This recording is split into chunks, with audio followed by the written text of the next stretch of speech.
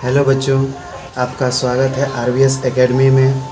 आज हम लोग क्लास 10th के एक ख़ास चैप्टर जिसका नाम है त्रिकोणमिति, जिसे इंग्लिश में हम लोग ट्रिगोनोमेट्री कहते हैं, इस पर बात करने वाले हैं। सबसे पहले मैं आपको बता दूं, आपने भी अगर सही से पीछे की कक्षाओं को पढ़ा होगा तो ये बात आपको पता होगी, आज से पहले यानी क्लास 10th से पहले ये जो चैप्टर है ये ना आपने क्लास 9th में ना 8 में या इससे पहले कभी नहीं पढ़ा होगा। क्लास 10th के लिए ये बिल्कुल ही नया टॉपिक है और ये टॉपिक बहुत ही ज़्यादा इम्पोर्टेंट माना जाता है, क्योंकि आगे की जो कक्षाएं होंगी उनमें ये आपको हर जगह देखने को मिलेगा।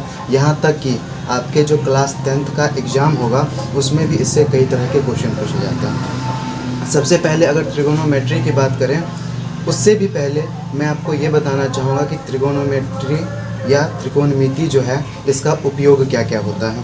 सबसे पहले मान लीजिए कि हम दिल्ली जा रहे हैं और दिल्ली हम गए, वहाँ पे घूमने वाली बहुत सारी चीज़ें हैं, तो हम चले गए कुतुब मीनार के सामने घूमने के लिए और उसके नीचे खड़े होके कुतुब मीनार के ऊपर में देख रहे हैं। अब कोई बंदा आता है और वो हमको बोलता है कि क्या बिना इस ऊंचाई को मापे हुए कुतुब मीनार की ऊंचाई बता सकते हैं आप? तो ऐसी स्थिति में तो बहुत लोग कहेंगे कि बिना मापन के कैसे किया जा सकता है। लेकिन त्रिकोणमिति या ट्रिगोनोमेट्री ये वही अध्याय है जो बिना मापन के, बिना मापे हुए कोई भी ऊंचाई बता सकता है या कोई भी दूरी बता सकता है। जैसे दूसरे एग्जांपल ले लेते हैं, मान लीजिए हम अपने घर की छत पे खड़े हैं और नीचे से सड़क के उस पार कोई वाहन जा रहा है और किसी ने कहा कि आप बता सकते हैं कि वो जो वाहन है वो आपके घर के तल से कितनी दूरी से गया है। तो उसे कैसे ज्ञात करेंगे? ये एक दूरी हो गई और इसे भी ज्ञात करने के लिए हमारे पास यही एक अध्याय है जिसका नाम है त्रिगोनोमेट्री या त्रिकोणमिति। यहाँ तक कि अगर आपने सही से अपना सिलेबस भी देखा होगा तो जो अगला चैप्टर होगा आपका चैप्टर नंबर 8 के बाद जो चैप्टर नंबर 9 होगा आपका, उसका नाम ही है ऊंचाई और दूरी, और वहाँ पे हम लोग ऊंचाई और दूरी के मापन के लिए इसी अध्याय का यानी त्रिकोणमिति का उपयोग करने वाले हैं। तो सबसे पहले मैं बता दूं आपको कि होता क्या है कि आज से पहले बच्चों ने ये चैप्टर पढ़ा नहीं है। इससे पहले बच्चों को त्रिकोणमिति या ट्रिगोनोमेट्री के बारे में कोई ज्ञान नहीं होता है, और जब एकाएक 10वां में आने के बाद ये नया चैप्टर आ जाता है तो बहुत सारे बच्चों को इस चैप्टर में बहुत सारे डाउट्स होने लगते हैं। बहुत सारे बच्चों को बेसिक नहीं पता होता है। बच्चे सिर्फ फार्मूला शुरू करते हैं और क्वेश्चन बनाना शुरू कर देते हैं। सिर्फ फार्मूला से आप कुछ एक क्वेश्चन को ही बना सकते हैं, लेकिन अगर आपको कंसेप्ट समझ में आ गया हो तो कोई भी क्वेश्चन आपके लिए बिल्कुल आसान होगा। तो आज हम लोग सबसे पहले त्रिकोणमिति या त्रिगोनोमेट्री के कंसेप्ट्स की बात करेंगे। और अगर आपको लग रहा हो कि नहीं त्रिकोणमिति बहुत हार्ड है, त्रिकोणमिति हमसे नहीं बनने वाला है, ये ऐसा चैप्टर है जो इतना कठिन है कि हम आगे भी इसे नहीं बना पाएंगे, तो वो आपका एक गलत फहमी हो गया। क्योंकि अब हम लोग यहाँ पे इस तरह से त्रिकोणमिति को समझेंगे, त्रिकोणमिति के कंसेप्ट्स को इस प्रकार से क्लियर करेंगे कि आपको त्रिकोणमिति बिल्कुल ही आसान सा लगने लगेगा।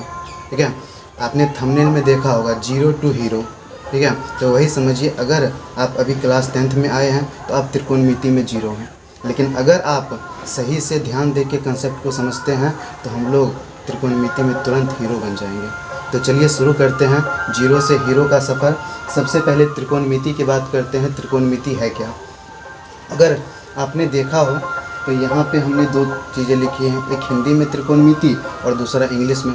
दोनों शब्दों का कुछ ना कुछ मतलब बनता है। जैसे अगर हिंदी की बात करें, हिंदी को अगर आप तोड़ते हैं तो हिंदी में त्रिकोणमिति 3 शब्दों में टूट रहा है। एक शब्द हो गया त्रि, दूसरा शब्द हो गया कोण और तीसरा शब्द हो गया मिति। आपको भी पता है त्रि का मतलब होता है 3, नाम से ही पता चल रहा है। कोण का मतलब तो हम लोग समझ ही रहे हैं, और मिति का मतलब होता है मापन। यानी ये जो त्रिकोणमिति अध्याय है, ये जो त्रिकोणमिति या ट्रिगोनोमेट्री टॉपिक है, ये 3 कोणों के मापन से संबंधित है। वहीं अगर इंग्लिश मीनिंग की इसकी बात कर लें तो इंग्लिश में भी इसे हम लोग 3 शब्दों में तोड़ सकते हैं, या कहें तो ये ट्रिगोनोमेट्री जो है ग्रीक भाषा के 3 शब्दों से मिलकर बनाया गया है, जिसमें से पहला शब्द होता है ट्राई, दूसरा शब्द है गॉन और तीसरा शब्द है मेट्रॉन। ट्राई का मतलब होता है 3 और 3 का मतलब तो आपको पता ही है 3। वहीं गॉन जो होता है, गॉन इसका मतलब होता है साइड, साइड जिसको हम लोग कहेंगे भुजा। और मेट्रॉन का मतलब होता है मेज़र, मेज़र यानी मापन। मतलब ये बच्चों कि अगर हम इसके हिंदी मीनिंग को देखें या अंग्रेजी के मीनिंग को देखें तो हर जगह हमको एक चीज़ का हिंट दिया जा रहा है कि या तो आपको 3 कोनों का मापन करना है या फिर आपको 3 भुजा का मापन करना है। और 3 कोण या 3 भुजा हम सभी जानते हैं एक ही आकृति में मिलती है, वो आकृति है हमारा त्रिभुज। 3 कोण या 3 भुजाएं हमें एक आकृति में मिलती है, जिस आकृति का नाम है त्रिभुज, जिसे इंग्लिश में हम लोग कहते हैं ट्रायंगल। ट्रायंगल, ठीक है।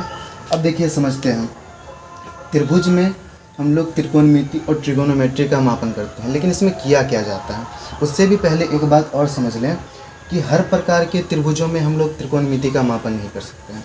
त्रिभुज होते हैं कई प्रकार के, आपने बचपन में पढ़ा होगा। न्यूनकोण त्रिभुज होते हैं, समकोण त्रिभुज होते हैं, अधिक कोण त्रिभुज होते हैं, तो बहुत सारे त्रिभुजों के प्रकार हैं। लेकिन त्रिकोणमिति या ट्रिगोनोमेट्री जो है, इसमें हम लोग एक खास तरह के त्रिभुज का मापन करते हैं, जिस त्रिभुज को हम लोग कहते हैं समकोण त्रिभुज। मतलब ये कि वैसा त्रिभुज जिसका एक कोण समकोण हो, यानी एक कोण का मान 90 डिग्री हो, इसी प्रकार के त्रिभुजों में त्रिकोणमिति से संबंधित सभी प्रकार के मापन किए जा सकते हैं। अन्यथा बाकी जो अन्य त्रिभुज हैं इनमें हम आपको बताएंगे कि इसमें मापन कर सकते हैं कि नहीं कर सकते हैं, लेकिन ऐसा हम ये नहीं कह सकते हैं इसमें मापन नहीं हो सकता है। इसमें भी मापन होगा, कैसे होगा वो हम आगे आपको बताएंगे। लेकिन अभी आप मूल रूप से समझिए कि त्रिकोणमिति मुख्य रूप से समकोण त्रिभुज के लिए ही बना है, यानी समकोण त्रिभुज में हम लोग त्रिकोणमिति का मापन कर सकते हैं।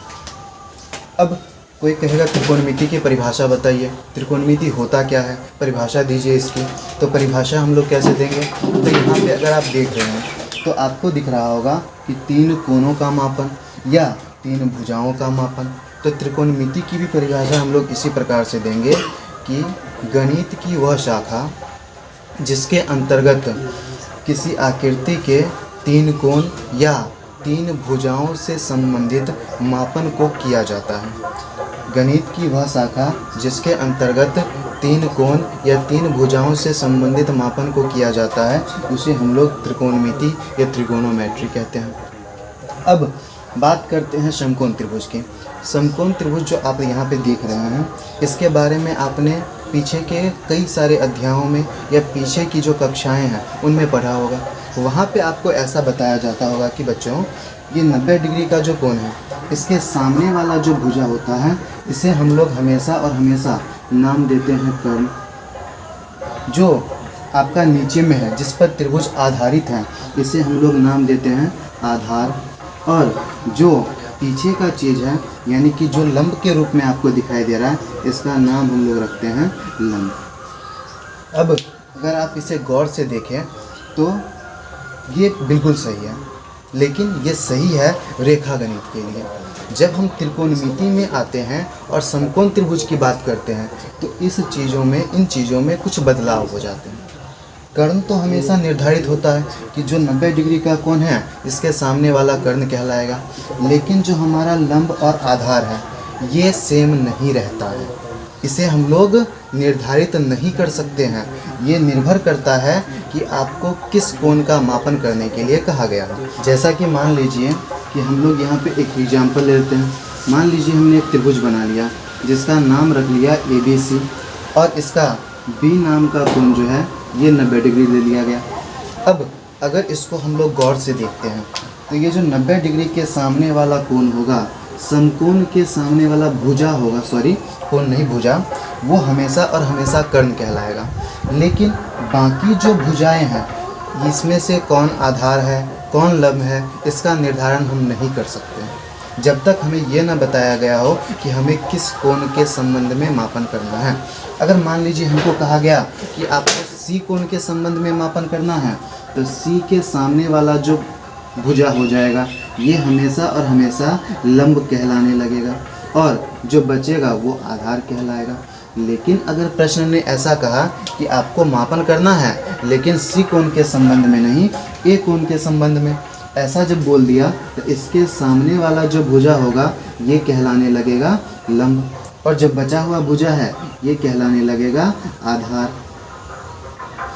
तो ऐसा अगर आपने समझ लिया तो अच्छी बात है। एक और एग्जाम्पल ले लेते हैं, जैसे कि मान लीजिए एक दूसरा त्रिभुज हम ले लेते हैं यहाँ पे साइड में, जिसका नाम रख लेते हैं PQR और इसका P कोण जो है ये समकोण है यानी 90 डिग्री है।